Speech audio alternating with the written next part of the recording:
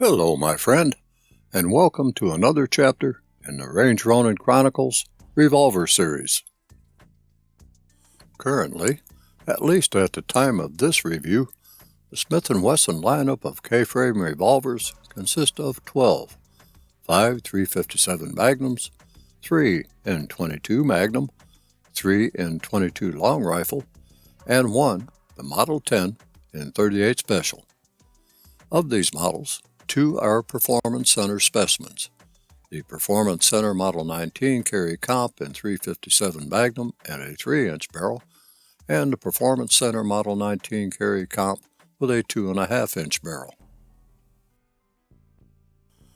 The revolver under the microscope this day is the Model 67, a no longer produced stainless steel .38 Special version of the no longer produced Model 15.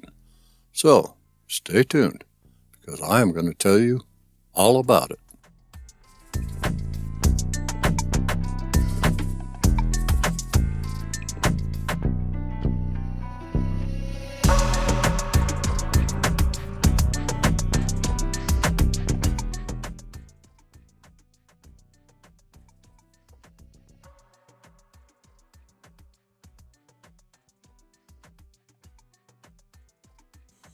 Designed in 1898, the .38 Special cartridge has a long-running history with law enforcement, military, and civilian shooters alike.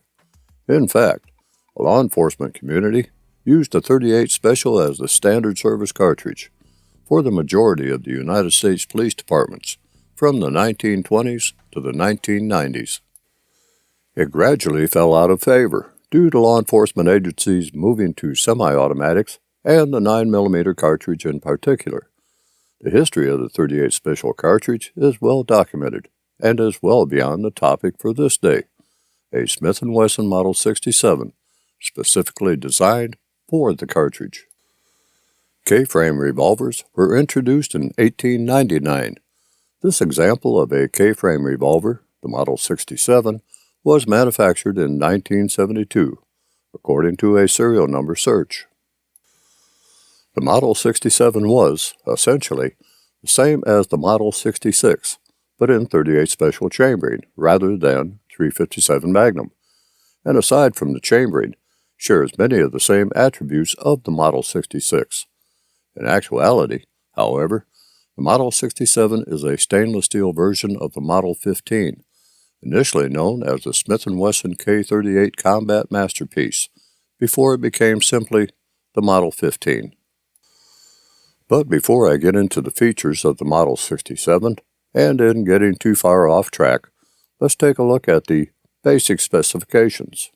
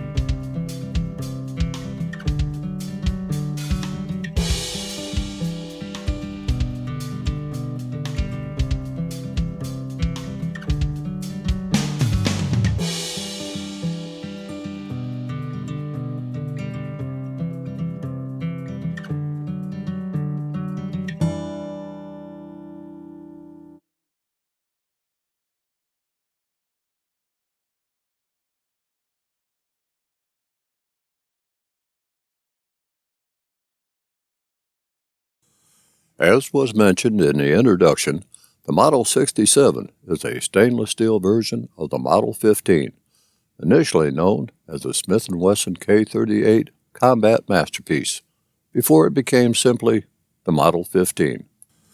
In general appearance, the Model 67 is your iconic-looking .38 Special revolver, just a basic all-stainless steel handgun. This particular combat masterpiece is a first run with no series numbers.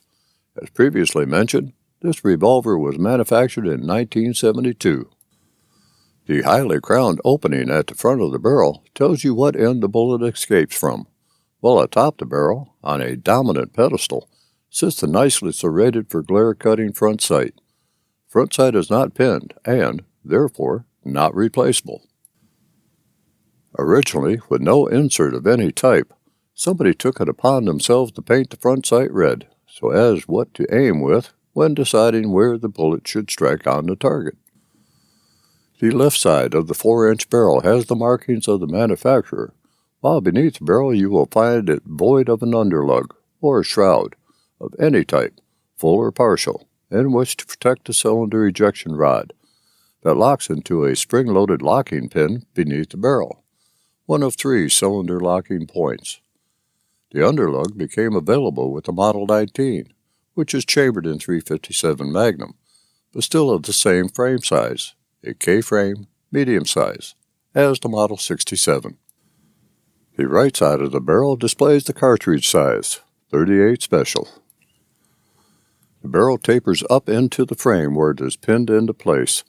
Tapered barrels were common among the 38 Special offerings until the .357 Magnum version came along, and the barrel taper was removed, adding more material to handle the hotter-firing .357 Magnum cartridge. The barrel is polished on all sides except for the top, which is serrated and flat finished to cut glare. The serrations of the barrel are continued a short piece into the top of the frame, where a long, serrated rear sight is nestled nicely into the frame. The rear sight, held into place with a single screw, is fully adjustable for windage and elevation. A nice thing to have on a combat handgun that could run anything from 148 grain wad cutter ammunition for practice to 158 grain lead semi-wad cutter hollow point ammunition for duty use, among other loadings. That rear sight is also serrated at the rear for glare cutting, and this model has 2 white sighting aids painted on each side of the narrow and shallow rear sighting notch. There is very little space for the front sight to fall into place within the rear sighting notch. Now, before I get to the very rear of the 67, let me slide downward a bit to the cylinder.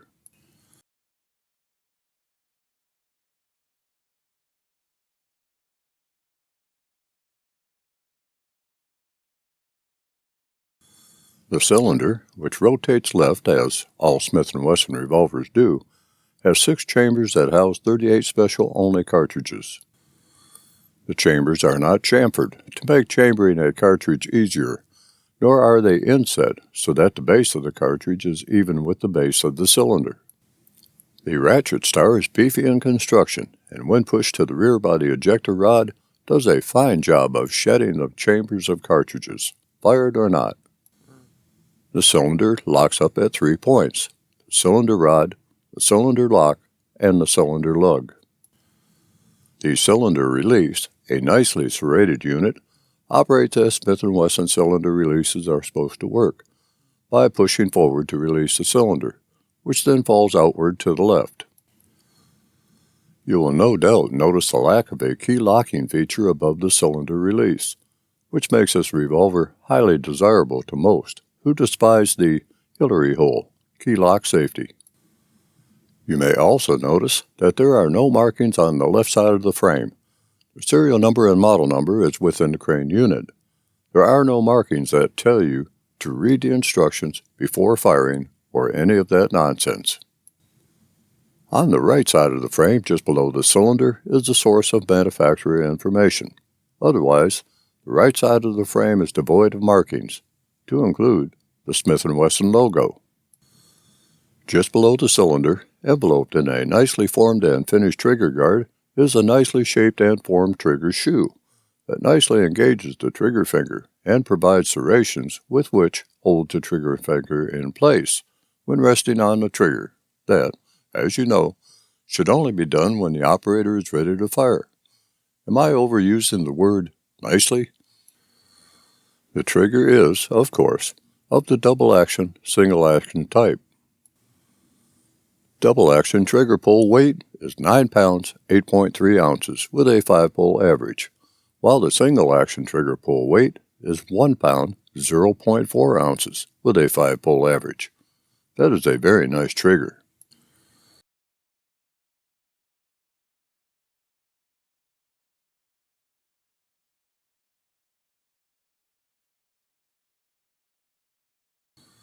The trigger pull is exceptionally smooth with no stacking.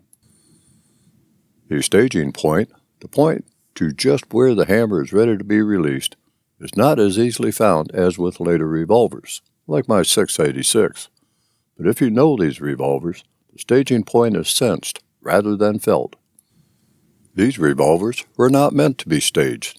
They were meant for a long, smooth trigger pull without stops in between. When the hammer falls, there is no over-travel, and the trigger finger must release the trigger fully forward until the trigger can be pulled properly again. There is just the slightest hint of free play just before the trigger engages. You can, of course, short-stroke the trigger, bring it partially back and then releasing it, but the cylinder will probably not be locked into place when you do this. It is not a good habit to get into. However, you may find yourself needing to reset before you take a shot, thus releasing the trigger. If you are at the staging point, where the cylinder locks into place just before the hammer falls, no problem. The beauty of the double-action revolver is that it has second strike capabilities anytime that you need it. And speaking of the hammer falling, it does so with authority. The hammer spur is wide, serrated, and has enough material for cocking or decocking, should you decide to do so.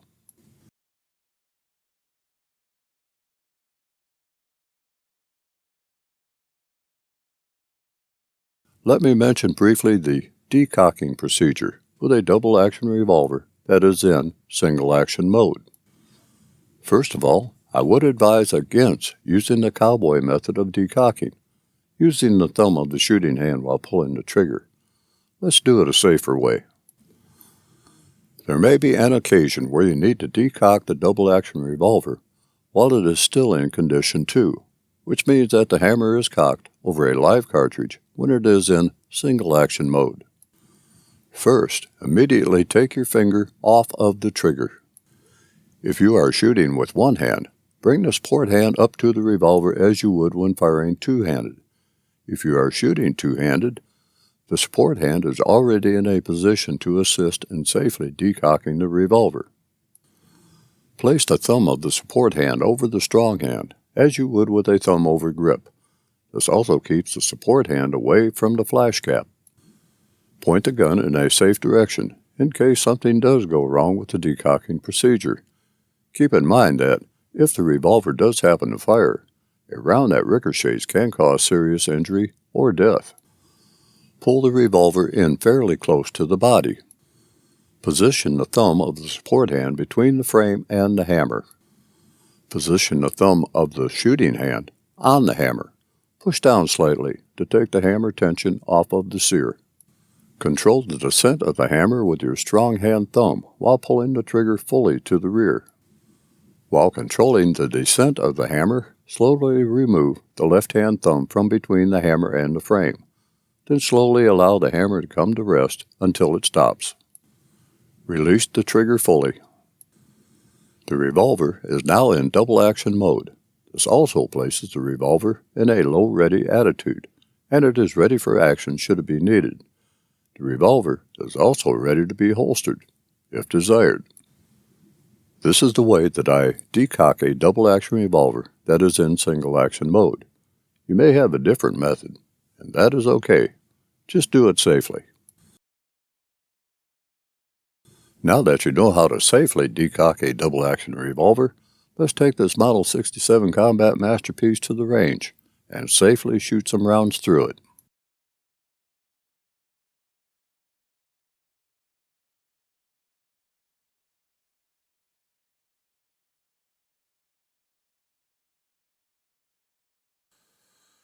When at the range, I face the usual Sisyphean task of trying to master the firearm that I am shooting, and I need all the help that I can get.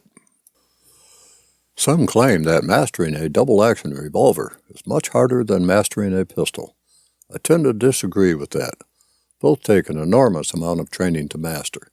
In fact, it might take more training to master a pistol like a double-action, single-action Beretta 92 or Sig Sauer than with a good double-action, single-action revolver like the Smith Wesson Model 67, where firing double-action is the norm, where single-action is an option. Regardless, I am going to put the Smith Wesson Model 67 to use, putting small holes in a big target, and hopefully where I want them placed. Although the 67 is plus P rated, none will be fired today. What will be fired are some PMC bronze 132 grain FMJ and some of my son-in-law's 148 grain wad cutter ammunition. I'll let you know what I fire when during the session. Speaking of the range session, let's get to it.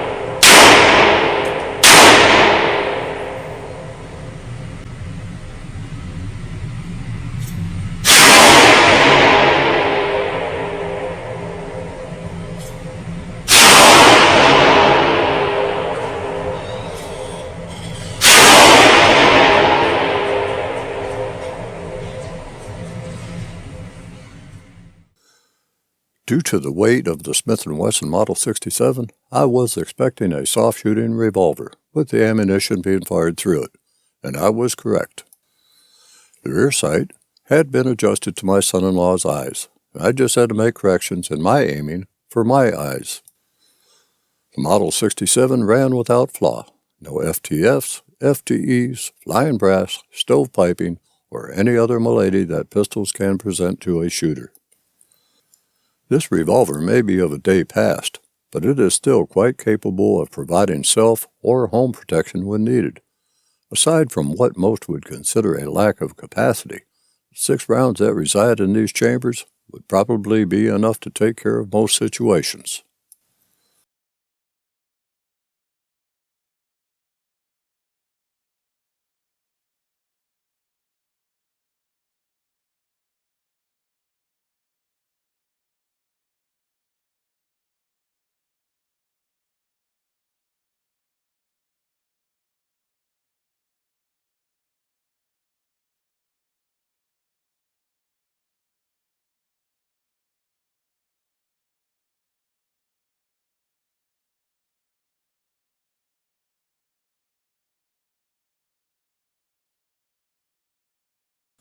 The Smith Wesson Model 67 is your basic combat revolver, chambered in .38 Special, a cartridge that has protected military, law enforcement, and civilians alike since 1898 in various forms.